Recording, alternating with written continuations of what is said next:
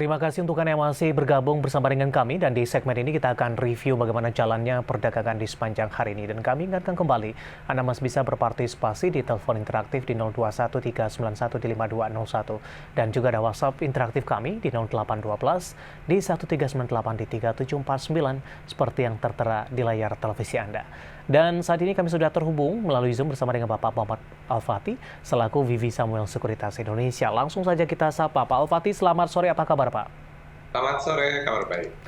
Terima kasih Pak Al-Fatih sudah meluangkan waktu di IDX Channel. Langsung saja Pak Al-Fatih kita review pergerakan indeks harga saham gabungan di sepanjang perdagangan hari ini, di mana tekanan yang terjadi sudah cukup dalam, namun lagi-lagi di penutupan sesi kedua indeks harga saham gabungan masih mampu mempertahankan level di 7.000-an meskipun masih ditutup di zona merah. Bagaimana analisis Anda, terutama tahanan support bagi indeks harga saham gabungan di level 7.000-an ini, Pak Al-Fatih? Ya, kalau kita lihat mungkin udah hampir sebulan ya, market kita tuh nggak kemana-mana ya. Jadi di bawahnya tuh di 7.000 atau mungkin di bawahnya lagi sekitar 6950 ya. 6950 di atasnya sekitar 7100, 7130. Dan ini kita lihat bahwa sebenarnya sentimennya agak negatif ya, karena dari akhir Oktober itu pola candlestick yang turun itu jauh lebih besar ya daripada candlestick yang naik gitu ya. Hanya memang menarik ya bahwa dalam beberapa seminggu 2 minggu ini sangat volatile ya market itu, jadi bukanya di bawah dan tutup bukanya anjlok terus naik gitu ya, atau bukanya di atas terus turun gitu ya, bolak-balik. Dan hari ini kita lihat tadi pagi dia bukanya naik gitu ya, tapi kemudian turun dalam terus agak mereda ya. Jadi level sekitar 7.000 ya, kan sekarang 6995 lebih kurang masih menjadi support. Ya selama area ini belum keluar di antara 6950 7.100 ya masih konsolidasi sifatnya dan sangat fluktuatif gitu ya. Memang kan kita lagi untuk suku bunga ya gitu, dan juga ya kemarin itu sempat ada insiden ya, adanya peluru kendali yang jatuh di Polandia gitu ya, tapi ternyata itu dari Ukraina. Jadi mudah-mudahan ini bisa mengurangi sedikit ketegangan ya. Dan ya kalau suku bunga perkiraannya kan nggak akan naik banyak ya, mungkin ya 50 basis point gitu ya. Nah kalau sesuai dengan perkiraan, mudah-mudahan market kita bisa menguat kembali. Baik, pemberat datang dari sisi sektoral Pak Al-Fatih di sepanjang perdagangan hari ini lebih ke arah perbankan big cap, Pak. Kalau kita amati perjalanan di perbankan big cap ini, beberapa waktu lalu sudah mengalami penguatan yang cukup signifikan. Bahkan dari beberapa perbankan big cap ini juga sudah menembus ke level tertingginya di sepanjang masa. Bagaimana Anda melihat pelemahan dari beberapa perbankan big cap di beberapa waktu terakhir?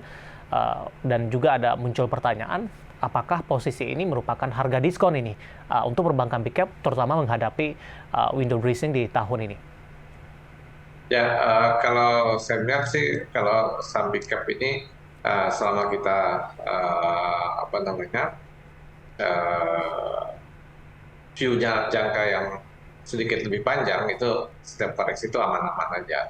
Kalau short term tentunya kita harus memperhatikan detail ya, tapi kalau untuk medium term, saya rasa koreksi-koreksi yang ada ini masih aman gitu ya.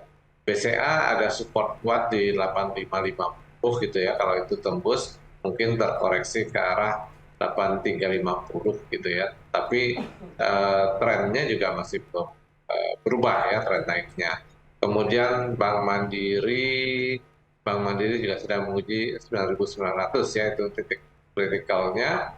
Dan kalau itu turun, mungkin channel kenaikan dari Juli sudah mulai terganggu, tapi tren naik yang terbentuk sejak 2020 belum ya. Jadi kalaupun ada koreksi, masih koreksi-koreksi wajar gitu ya. Kemudian kita juga lihat BRI juga untuk jangka pendek ya, dalam waktu 3 minggu ini 4.500, 4.525 itu support ya. Jadi kalau ini kemudian lanjut turun, nah ini mungkin bisa ke arah 4.400, tapi 4.400 ini relatif adalah support jangka panjang pola sejak eh, September 2020 ya. Jadi kebanyakan saham-saham bank ini memang sedang ada Ya, potensi koreksi, tapi masih long term-nya masih naik. baik. Eh, Momentum masuk tidak Pak dengan mengharapkan atau proyeksi nanti perbankan big cap akan terdampak dari window dressing di tahun ini? Ya mungkin kita tunggu dulu ya, Mhm. apa namanya, pengumuman suku bunga gitu Oke, ya, dan kemudian biasanya kan reaksinya misalnya sebelum itu ya. baik. Dari perbankan kita bergeser ke sektor lain, ada teknologi, Pak Al-Fatih. Di tengah dari bergugurnya saham-saham big cap di sepanjang perdagangan hari ini, saham-saham di teknologi justru mengalami penguatan yang cukup signifikan. Kondisi ini tampaknya juga sudah biasa terjadi karena beberapa waktu yang lalu kondisi yang sama juga terjadi di sepanjang perdagangan satu hari. Goto dan Buka hari ini mengalami penguatan yang cukup signifikan. Momentum apa yang bisa dimanfaatkan dalam kondisi ini? Kita ke Goto terlebih dahulu, Pak Al-Fatih. Ya, kalau saya melihat sih mungkin ini hanya apa ya, kan bobot indeks itu besar di dua sektor ini ya. Ya. Jadi mungkin investor hanya dalam kondisi market yang flat gitu ya. Jadi bermain-main portfolio aja gitu ya. Kan Mhm. bank itu sudah tinggi ya kalau kita lihat dalam setahun terakhir. Kemudian mereka kurangi, kemudian masuk ke saham teknologi yang juga udah selama setahun ini juga turun jauh gitu ya. Saya rasa ada proses seperti itu.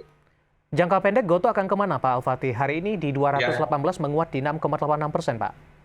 ya GoTo ini 218 itu udah target pertama saya ya. Tapi kalau misalnya koreksi selama di atas 210 itu masih aman dan potensi berikutnya ada di sekitar 230 ya. Baik, bergeser kita ke Buka, Pak Al-Fatih. Ya, oke, buka. Ya, buka juga tadi saya sampaikan ya bahwa ya hari ini naik ya, tapi kalau buka ini sebenarnya naiknya udah cukup lama ya. Dari Mhm. Oktober masih di 250, sekarang sudah 320. Nah, ini sekarang di sekitar 320 ini sedang menguji level resistance pola penurunan sejak 2022 awal tahun ya. Nah, once dia bisa tembus 320, ini potensinya adalah ke sekitar 350 sampai dengan 360 ya, sebagai resistance kuat yang terdekat gitu ya. Penguatan dari Goto dan Buka ini lebih ke arah untuk memanfaatkan momentum trading jangka pendek saja? Ya, saat ini karena market juga masih belum jelas arahnya ya, kita Ya. masih jangka pendek. Baik, dari teknologi kita bergeser ke saham-saham berbasis komoditas ini Pak Al-Fatih. Ada pertambangan batu bara, kemudian juga ada logam mineral mentah. Nah, untuk logam mineral mentah ada Antam, MDKA. Hari ini setelah mengalami kenaikan signifikan sebelumnya, justru berbalik arah kembali mengalami koreksi. Ya, kita lihat apa namanya, harga emas dan juga nikel itu naik kencang ya dari awal November gitu ya. Nah, itu kan kemudian membuat apa, Antam juga naik kencang ya. Iya. Tetapi memang ini kan sudah dekat dengan harga-harga tertinggi sejak Juni 2022 ya. Jadi adanya koreksi ini saya rasa wajar. Batas kewajarannya ini mungkin katakanlah di sekitar 2000 sampai 1990 ya, Oke, untuk Antam gitu ya. baik. Sedangkan resistance mungkin di sekitar 2120. Baik, hari ini Antam mengalami koreksi yang cukup dalam pemirsa, auto reject bawah di 6,02% dan ditutup di level 2030 dan tadi juga sampaikan level support berapa yang bisa diperhatikan dan lagi-lagi keputusan investasi tetap pada tangan para investor dan trader pasar modal Indonesia. Pak Al-Fatih, menarik, kita akan jeda terlebih dahulu, nanti juga kita akan lihat saham-saham pilihan apa saja yang Anda rekomendasikan dan pemirsa kami akan segera kembali sesaat lagi.